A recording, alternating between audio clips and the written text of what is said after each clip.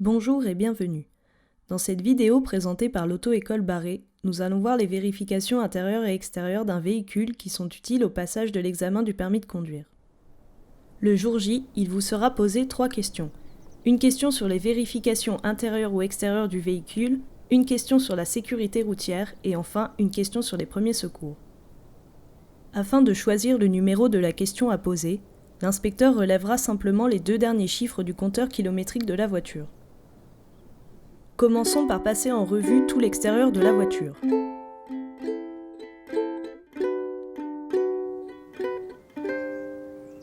À l'avant du véhicule, il faut savoir situer chaque feu.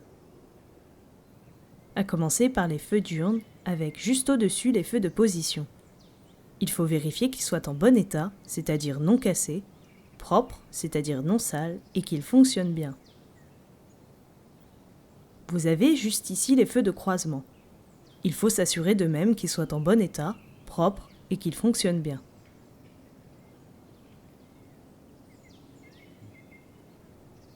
On a ensuite les feux de route. Toujours vérifier qu'ils soient en bon état, propres, et qu'ils fonctionnent bien.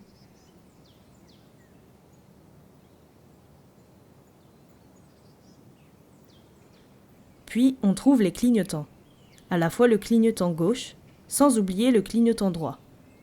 Il faut vérifier leur bon état, leur propreté et leur fonctionnement.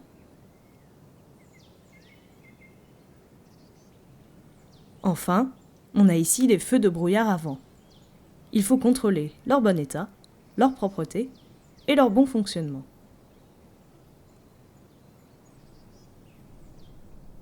Après les feux, regardons les essuie-glaces. Il ne faut pas oublier de prendre en compte qu'il y a 2 balais et donc de bien les vérifier tous les 2. Il suffit de les lever légèrement et de passer un doigt le long du caoutchouc pour s'assurer de leur propreté et de leur bon état. On fera de même sur le balai à l'arrière. Associés aux essuie-glaces, on trouve les gicleurs de lave-glace. Il y en a 2 situés sur le capot et qui propulsent du liquide lave-glace sur le pare-brise. Les essuie-glaces s'activent automatiquement après déclenchement des gicleurs.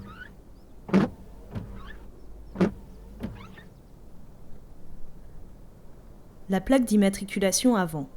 Il faut vérifier, comme pour les feux, qu'elle est en bon état et bien lisible, c'est-à-dire propre. On fera exactement la même chose pour la plaque d'immatriculation arrière, en s'assurant aussi que l'éclairage au-dessus fonctionne bien pour qu'elle soit visible de nuit.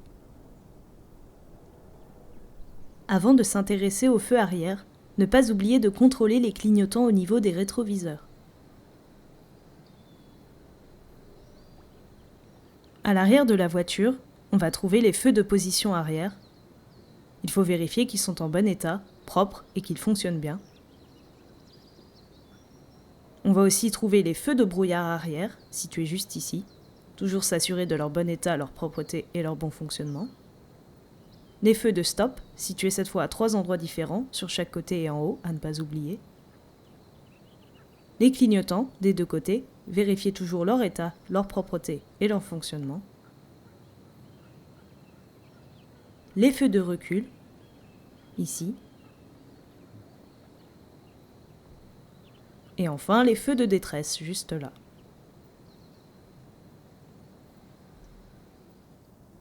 Passons à présent aux roues. Il vous faut savoir contrôler l'état du flanc sur vos pneumatiques. Il suffit pour cela de vérifier qu'il n'y ait pas de déchirure ou de hernie sur le flanc.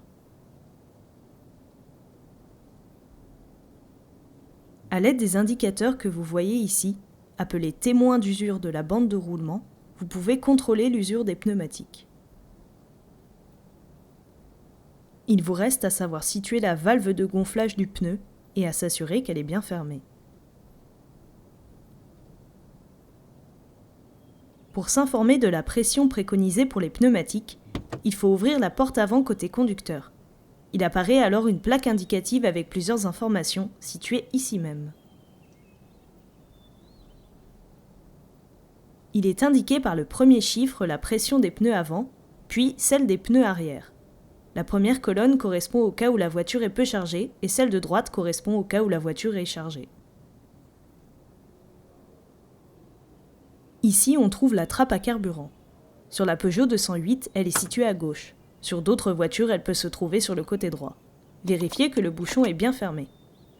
Pour l'ouvrir, la clé de la voiture est nécessaire. En ce qui concerne les rétroviseurs, il faut contrôler l'état et la propreté de la vitre. La sécurité enfant, quant à elle, se trouve au niveau des portières passagers. Pour l'enclencher ou la désactiver, il faut aussi utiliser la clé de la voiture.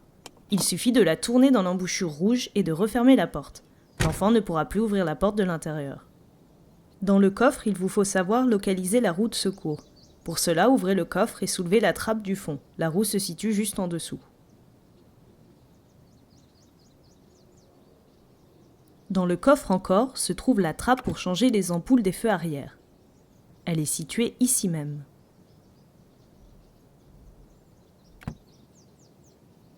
L'ouverture du capot, contrairement au coffre, est un peu particulière. Il faut depuis l'intérieur de la voiture actionner une manette à l'avant du véhicule côté conducteur à gauche des pédales. Il suffit de la soulever pour ouvrir un peu le capot. Ensuite, tout se passe à l'extérieur du véhicule. Pour ouvrir entièrement le capot, un loquet de sécurité est à déverrouiller. Il faut pour l'atteindre venir passer son doigt sous le capot jusqu'à le tirer. On peut alors soulever le capot et venir le bloquer à l'aide d'une béquille allogée dans son emplacement. Le capot est bien ouvert et vous pouvez à présent effectuer toutes les vérifications nécessaires. Passons maintenant à ce qui se trouve au niveau du moteur. On a d'abord la trappe permettant le changement d'une ampoule, située juste ici.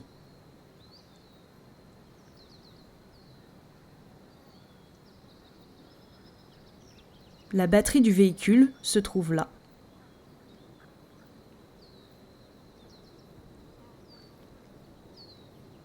Ensuite, nous avons l'huile moteur. On doit en contrôler le niveau avec cette jauge. L'huile moteur en elle-même se situe juste au-dessus. Le bouchon doit être bien fermé.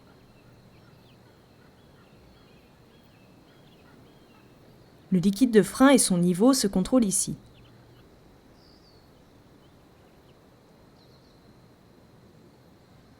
Le remplissage du liquide de refroidissement se fait là.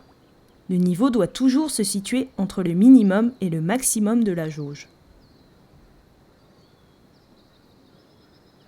Enfin, nous avons le remplissage du liquide lave-glace, qui se fait juste au-dessus.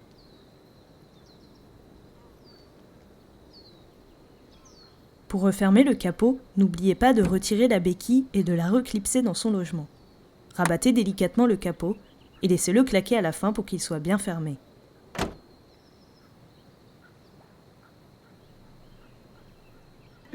Après avoir vu l'extérieur, passons maintenant à l'intérieur du véhicule. Tout d'abord, l'installation au volant. Vous pouvez adapter le volant à votre taille en utilisant la commande de réglage située en dessous du volant. Il est alors possible de l'avancer, le reculer, l'abaisser ou le hausser. Pour le bloquer, il suffit de repousser la manette.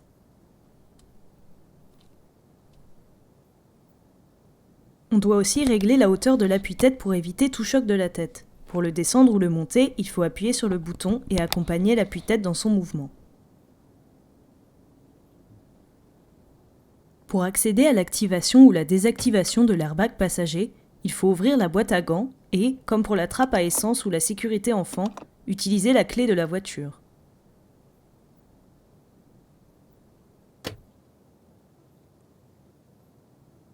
Dans les Peugeot 208, on trouve le système Isofix, qui est un système spécial pour pouvoir fixer directement au châssis du siège passager un siège enfant.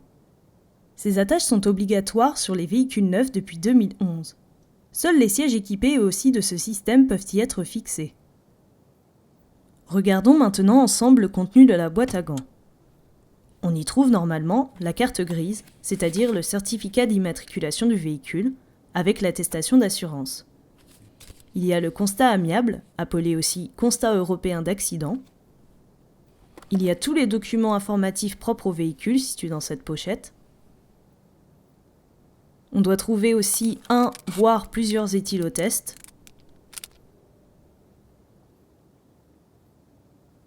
Et on doit également trouver des ampoules de rechange pour les feux avant de la voiture.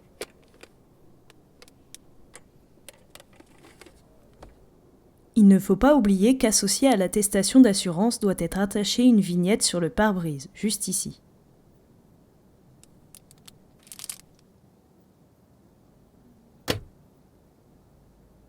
Hors de la boîte à gants, mais présents à l'intérieur du véhicule tout de même, doivent se trouver le gilet jaune, ainsi que le triangle de présignalisation.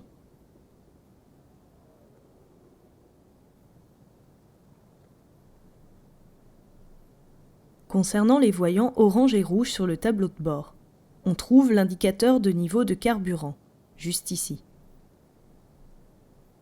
Pour indiquer les voyants à l'inspecteur, il vous faudra parfois allumer le contact plusieurs fois ou, alors, complètement allumer le moteur. En effet, les voyants, comme celui indiquant la pression des pneus, juste ici, ont besoin de rallumer le contact car ils disparaissent plus rapidement.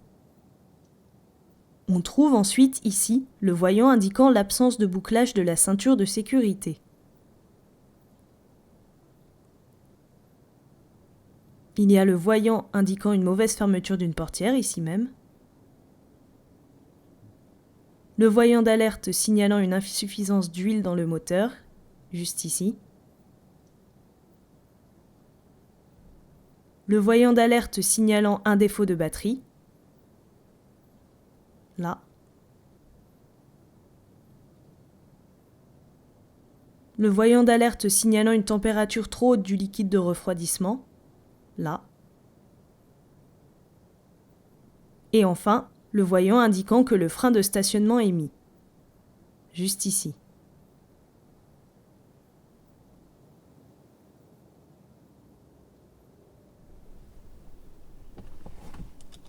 Également sur le tableau de bord, mais cette fois-ci au niveau des commandes, nous allons pouvoir trouver diverses choses. À commencer par le dégivrage de la lunette arrière, au niveau de ce voyant.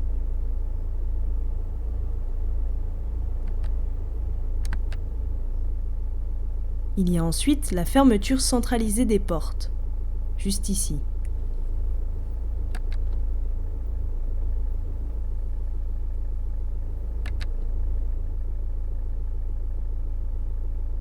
On va pouvoir accéder à la commande de recyclage de l'air avec ce voyant.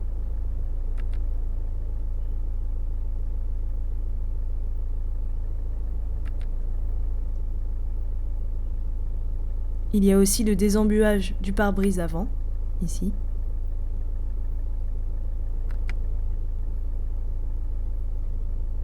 Et pour finir, les feux de détresse, qu'on appelle aussi warning, sur ce bouton. Ne pas oublier de montrer les voyants qui s'affichent au niveau des deux clignotants, à la fois à gauche et à droite.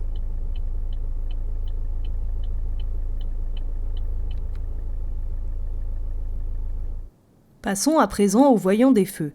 Les feux de position s'enclenchent en tournant vers le haut la manette située à gauche du volant. On obtient alors ce voyant.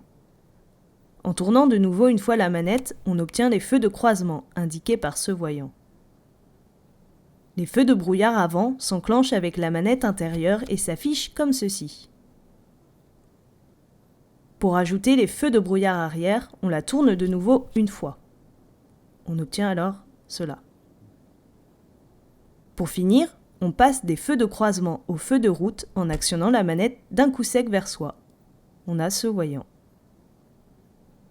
Pour les désenclencher, on la réactive et on repositionne sur 0 pour tout éteindre. La commande des essuie-glaces se situe sur la manette à droite du volant. En la poussant vers le haut, on sélectionne les différentes vitesses de balayage, à savoir petite, moyenne ou grande vitesse. En tirant la manette vers soi, essuie-glace non enclenché, le lave-glace se met en marche. Pour l'arrêter, il suffit de lâcher la manette. Les essuie-glaces se mettent automatiquement en route avec le lave-glace puis s'arrêtent tout seul une fois le pare-brise nettoyé. Pour actionner l'essuie-glace arrière, il faut tourner la manette de droite d'un cran vers le haut. On va pouvoir voir l'essuie-glace arrière qui se met en marche.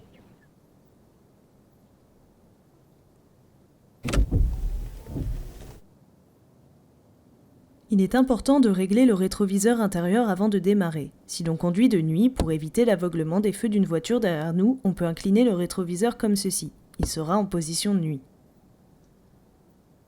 Et nous finissons cette vidéo avec la commande de réglage de hauteur des feux, située généralement à gauche du volant, juste ici.